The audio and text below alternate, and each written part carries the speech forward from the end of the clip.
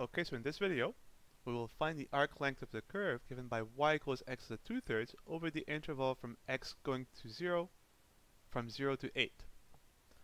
So as always, recall the formula for the arc length of a curve given by the integral from a to b over the interval of the square root of 1 plus the derivative of the function squared dx.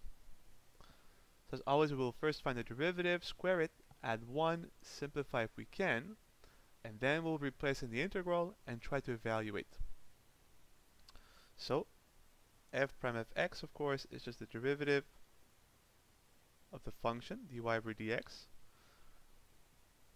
We can differentiate x to the 2/3 using the power rule. We get 2 over 3. X to the 2/3 minus 1 is negative 1/3. If you don't want the negative exponent, you can of course send it down as a 1 over x to the 1/3, which will give you 2 over 3 x to the 1 over 3. Now let's square our derivative. So f prime of x squared. Well, if you square all this, you'll get 4 over 9. And if you square x to the 1/3, then you have a double exponent. So it's all of this squared.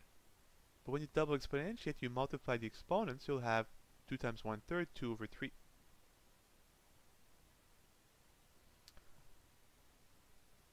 And in the end, we just want 1 plus this. So now we're good to go. So the arc length will be, in this case, the integral over the interval, so from 0 to 8. So our expression is 1 plus the derivative squared, which is 4 over 9 x to the 2/3, and of course square root of that.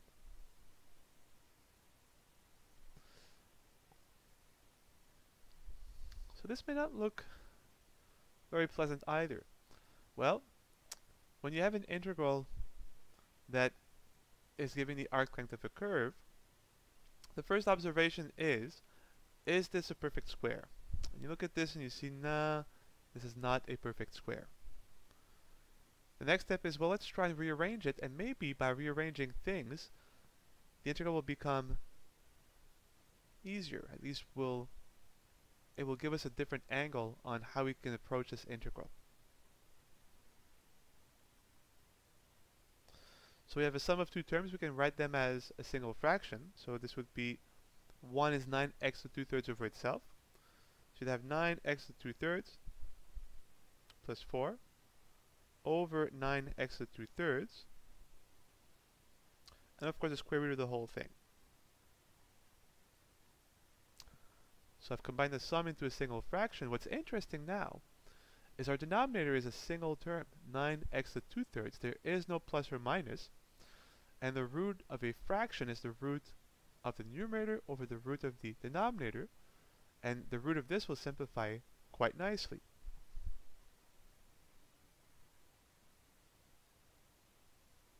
On the numerator, as we have a sum, we're stuck with our square roots.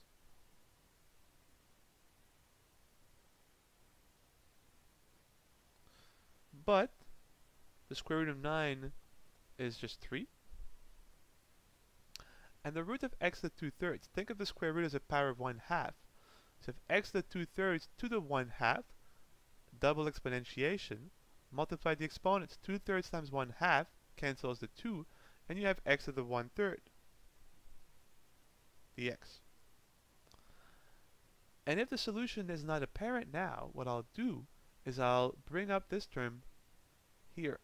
So instead of 1 over x to the 1/3, I'll have the square root times x to the negative 1/3. If I bring this term up, the exponent becomes negated. And I will, as always, move the 1 over 3 outside the integral. It's a constant multiple.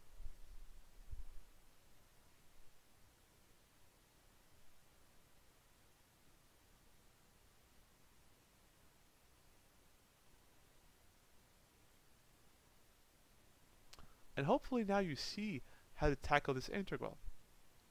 You have a positive 2/3 power, a negative 1/3 power. But if you differentiate the power of 2 over 3, you'll get a power of negative 1 over 3.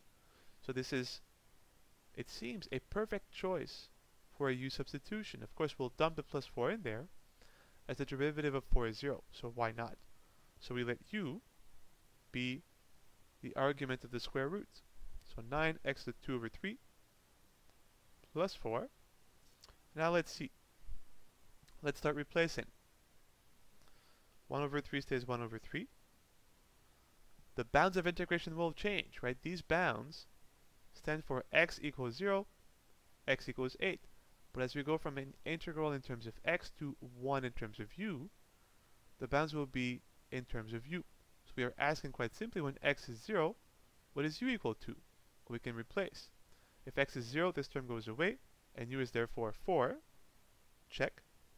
If x is 8, 8 to the 2/3, take the cube root of 8, which is 2. 2 to the 2 is 4. 4 times 9, 36, plus 4, 40. So we have our new bounds of integration. Square root of this, but this is simply u. Thinking of integration, we replace the square root by a power of 1/2. Thinking of the power rule, this will make our life easier. And all we're missing is replacing x to the negative 1/3 dx in terms of u and du. For that, we must differentiate our function u with respect to x. So we differentiate u with respect to x. The 9 stays there. By the power rule, we get 2/3 x to the negative 1/3.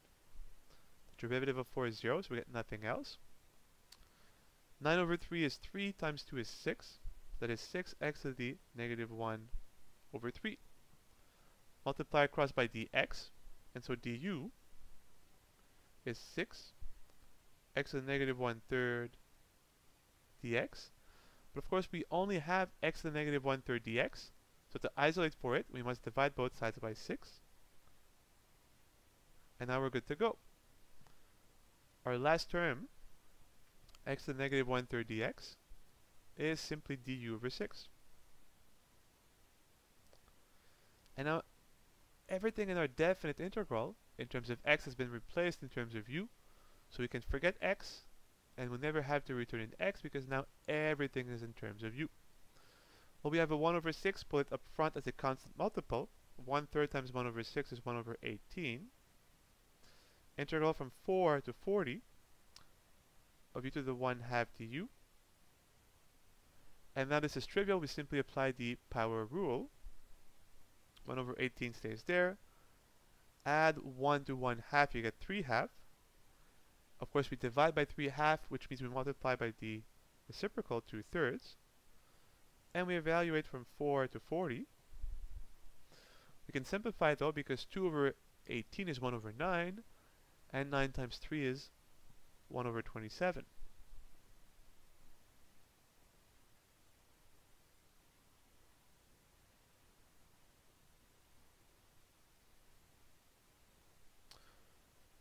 So we evaluate our antiderivative from 4 to 40. As 1 over 27 multiplies everything, we will leave it up front as a constant multiple. So we evaluate u to the 3/2 at 40. That's 40 to the 3/2. Minus evaluating u to the 3/2 at 4. 4 to the 3/2. So there you go. But before we quit, let's simplify a little bit. If you look at this, 40 is 4 times 10. And you can distribute your power of 3 over 2 on the two factors, so it will be 4 to the 3/2 times 10 to the 3/2 minus, interestingly enough, 4 to the 3/2. So both terms are multiplied by 4 to the 3/2. We can factor it up front. So we have 4 to the 3/2 over 27 times 10 to the 3/2 minus 1.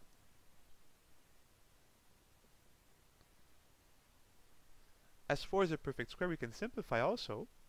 The square root of 4 is 2. 2 cubed is 8. So we are left with 8 over 27 times 10 to the 3/2 minus 1.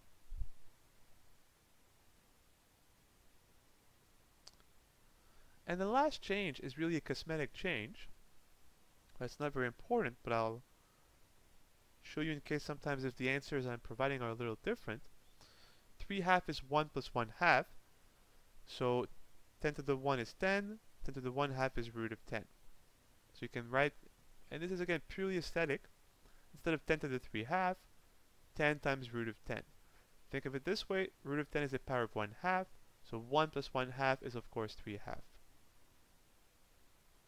And that's it. So if you go back to the original question, the arc length of the curve given by y equals x to 2/3 over the interval x equals 0 to x equals 8 is exactly 8 over 27 times 10 root of 10 minus 1. And if you want to get a numerical feeling for this value, the length of your curve, this is approximately 9.07. And that's it.